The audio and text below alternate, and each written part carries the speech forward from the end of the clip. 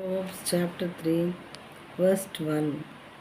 For the Lord reproves him whom he loves, as a father the son in whom he delights. తండ్రి తనకు ఇష్టుడైన కుమారుని గద్దించు రీతిగా యెహోవా తాను ప్రేమించు వారిని గద్దించును.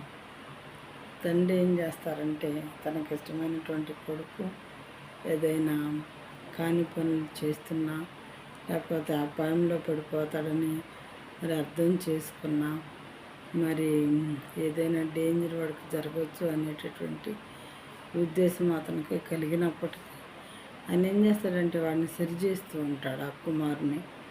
అదే రకంగా దేవుడు కూడా ఆయన ప్రేమించేటటువంటి బిడ్డలకి ఏ రకమైనటువంటి హాని జరగకూడదని కొన్ని గద్దింపుల ద్వారా మనల్ని దేవుడు బాగు చేస్తూ బుద్ధి చెప్తూ గద్దిస్తూ ఉంటారన్నమాట.